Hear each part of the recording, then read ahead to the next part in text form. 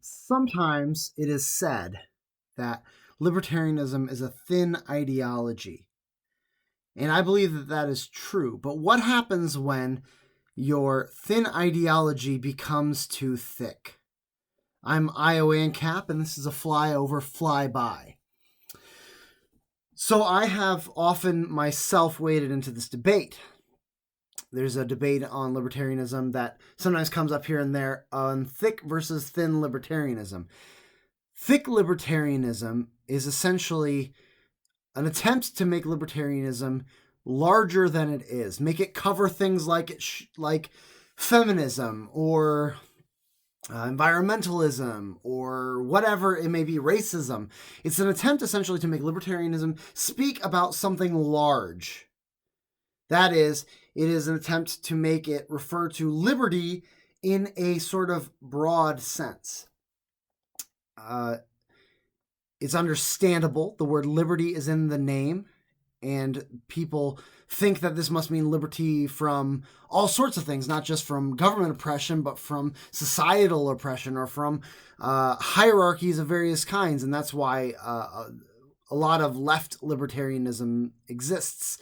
But then in response, most of us of the Misesian Rothbardian school would say, no, it's a thin ideology, and in fact has nothing to say about these things per se. We'll say, essentially, as I often say, libertarianism is essentially self-ownership, property rights, absolutism, and the non-aggression principle. Nothing more. That's all that it is. We say you own yourself and you own whatever property you either homesteaded in a Lockean fashion, in a sense of mixing your labor with unowned or previously unowned property, or that you purchased through contract, some sort of good or service traded. And no one has the right to commit aggressive violence against your person or your property. That's all libertarianism is. That's what we mean by it being a thin ideology. But what happens when your thin ideology becomes thick? What I mean is this. Sometimes thin libertarians will go too far in saying this is what libertarianism is, to an extent to which they will say either that your opinions that go beyond libertarianism make you a bad libertarian, or will say that that somehow proves that you're not actually a thin libertarian. This is in some ways inspired by thoughts I've had ever since Dave Smith's February 15 Part of the Problem with Gene Epstein, where there was kind of a debate, and I thought that Gene was not really understanding what we mean by thin.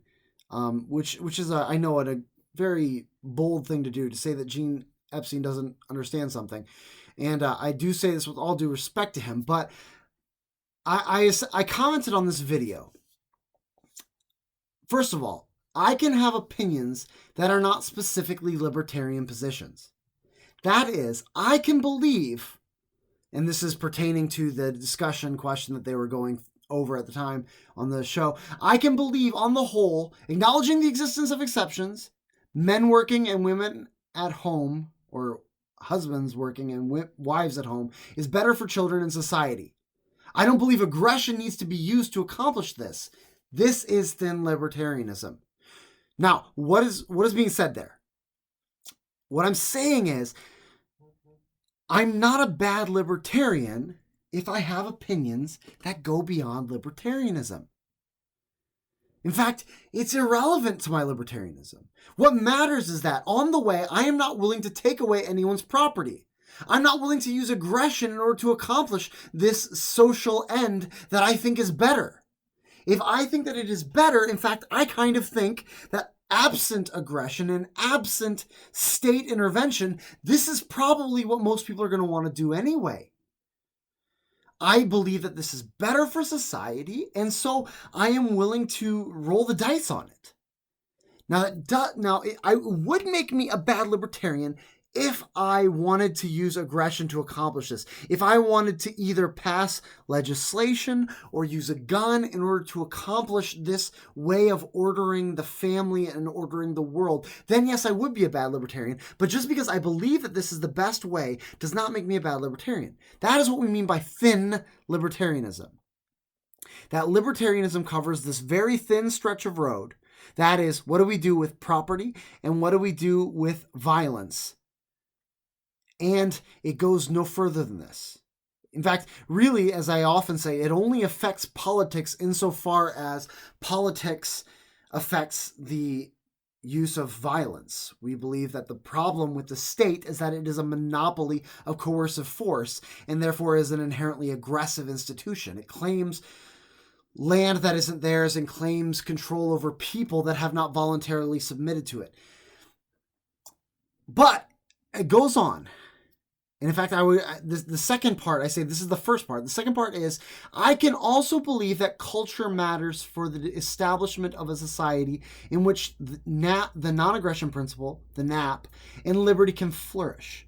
And while this doesn't specifically apply to my libertarianism per se, as a libertarian, I think it matters for libertarian strategy. This is how I understand Dave and others like Dave saying what he does about libertarians needing to take things like this seriously, even though they don't specifically pertain to libertarianism per se.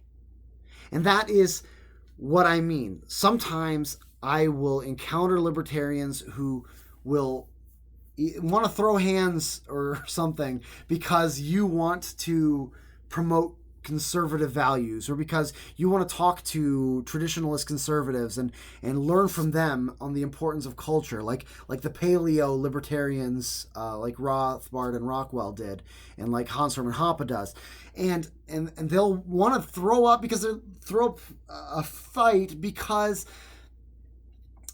they think that this is a violation of thin libertarianism. They will actually either accuse us of not actually being thin libertarians, of thinking that conservatism needs to be brought into libertarianism, or they will say that this proves that we don't actually believe in thin libertarianism, that we think it should be thick, and therefore why not consider the leftist libertarian opinion? And I'm saying that this is not true. When we say that libertarianism is a thin ideology, we mean libertarianism per se only covers a very little. That doesn't mean that libertarians should not have opinions beyond that. In fact, I am going to say that if you don't have opinions that go beyond simply the use of aggression, you're actually kind of a bad libertarian. You're making your thin ideology a thick issue. You're making it cover everything. Even though you are keeping it to the bare minimum like a thinnest wood, you are making this a thick thing. You're making this cover your entire life. Nothing exists beyond this. The question of aggression, the question of property. If I have culturally conservative opinions, or if I have religious opinions that cause me to be cultural conservative, they call me a bad libertarian because they are moving their thin libertarianism, and by microscopically focusing only on that, they're making their thin ideology thick. Now, I'm not going to say that you need to agree with my cultural preferences to be a libertarian. I am not. But I'm also going to say that there is more to life than libertarianism. And in fact, there's more to accomplishing a society in which libertarianism can flourish than libertarianism. This is why I often will say things like libertarianism needs cultural conservatism. Not because I've become a thickest for the right, but because I actually believe that the kind of society that we long for, in which there is no government coercion, that is, there's no government aggression, there's no existence of the state, there is private property rights, and there is voluntarism, that is only possible in the sort of low time preference and high trust society that a conservative, or you could call it traditional society, creates. Or even, if you will, a family-based society, or a religious-based society, even. This is something that we've been seeing many Rothbardians come to see, and many, especially those of the specifically Hoppian side of Rothbardianism, come to see, is that this is, while not particular to libertarianism per se, important, because if we want to accomplish a libertarian society, we need to take these sort of things seriously. Again, I am IO ANCAP, and this has been a Flyover Fly-by. Disagree with me, argue with me, fight me by going to Twitter at FlyoverLiberta1, or go to our Facebook page, facebook.com/FlyoverLibertarian. Thank you for your time. Have a good day.